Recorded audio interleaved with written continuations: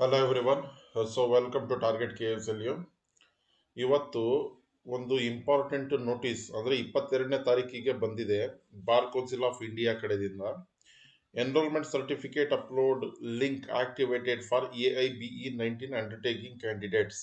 ಅಂದರೆ last time ಏನು AIBE All India Bar Exam 19 ಬರ್ದಿದ್ರು, ಡಿಸೆಂಬರ್ 22 2024ರಲ್ಲಿ ಎಕ್ಸಾಮ್ ನಡೆದಿತ್ತು.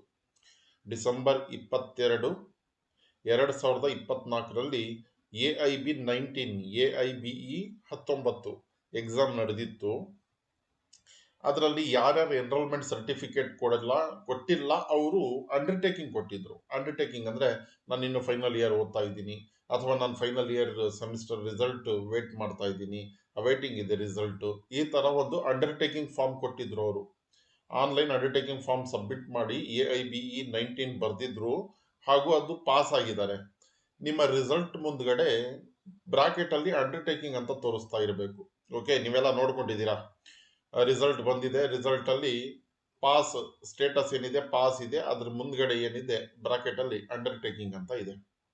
ಸೊ ಈಗ ಯಾರಿಗೆ ಆ ಥರ ಬಂದಿದೆ ಹಾಗೂ ಅವ್ರಿನ್ನೂ ಅಪ್ಲೋಡ್ ಮಾಡಿಲ್ಲಪ್ಪ ಎನ್ರೋಲ್ಮೆಂಟ್ ಸರ್ಟಿಫಿಕೇಟ್ ಅಂದರೆ, ಕರ್ನಾಟಕ ಸ್ಟೇಟ್ ಬಾರ್ ಕೌನ್ಸಿಲ್ ಅಥವಾ ಬೇರೆ ಅದರ್ ಸ್ಟೇಟ್ ಬಾರ್ ಕೌನ್ಸಿಲ್ ಅಲ್ಲಿ ನೀವು ನಿಮ್ಮನ್ನ ಎನ್ರೋಲ್ಮೆಂಟ್ ಮಾಡ್ಕೊಂಡಿದ್ರೆ ಅವರು ನಿಮಗೆ ಒಂದು 2 ವರ್ಷ ವ್ಯಾಲಿಡ್ ಇರುವಂತಹ ಟೆಂಪ್ರವರಿ ಸರ್ಟಿಫಿಕೇಟ್ ಕೊಟ್ಟಿರ್ತಾರೆ, ಎನ್ರೋಲ್ಮೆಂಟ್ ಸರ್ಟಿಫಿಕೇಟ್. ಆ ಸರ್ಟಿಫಿಕೇಟ್ನ ಸ್ಕ್ಯಾನ್ ಮಾಡಿ ಈ ಲಿಂಕ್ ಕೊಟ್ಟಿದ್ದಾರೆ ನೋಡಿ, all India bar council website ಅಲ್ಲಿ. ಈ ಲಿಂಕ್ನ ನೋಟಿಫಿಕೇಶನ್ಗೆ ಹೋದ್ರೆ ಇದೇ ಫಸ್ಟ್ ನೋಟಿಫಿಕೇಶನ್ ಇರೋದು. ಈ ಲಿಂಕ್ನ ಕ್ಲಿಕ್ ಮಾಡಬೇಕು. ಈ ಲಿಂಕ್ನ ಕ್ಲಿಕ್ ಮಾಡಿ ನಿಮ್ಮ ಯೂಸರ್ ID, ಪಾಸ್ವರ್ಡ್, ಕ್ಯಾಪ್ಚಾ ಏನಿದೆ ಅಲ್ಲಿ ಎಂಟರ್ ಮಾಡಬೇಕು, ಫಿಲ್ ಮಾಡಬೇಕು.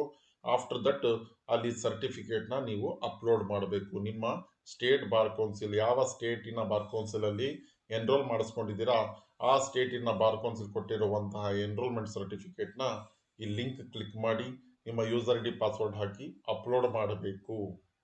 ಓಕೆ, ಸೊ ಈ ವಿಡಿಯೋನ ಯಾರ್ಯಾರು ಬರ್ದಿದ್ದಾರೆ ಲಾಸ್ಟ್ ಟೈಮು AIB 19 ಅವ್ರ ಜೊತೆ ಶೇರ್ ಮಾಡಿ, ಆಸ್ ವೆಲ್ ಆಸ್ ನಮ್ಮ ಚಾನಲಿಗೆ ಶೇರ್ ಆ್ಯಂಡ್ ಸಬ್ಸ್ಕ್ರೈಬ್ ಮಾಡಿ.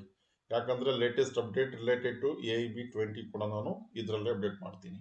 ಓಕೆ, ಸೊ ಐ ಹೋಪ್ ಅರ್ಥ ಆಗಿದೆ ಅಂತ ತಿಳ್ಕೊಂಡಿದ್ದೀನಿ. ಏನಾದರೂ ಡೌಟ್ ಇದ್ರೆ ನೀವು ಕಾಮೆಂಟ್ ಮಾಡಿ. Thanks for watching. Thank you so much.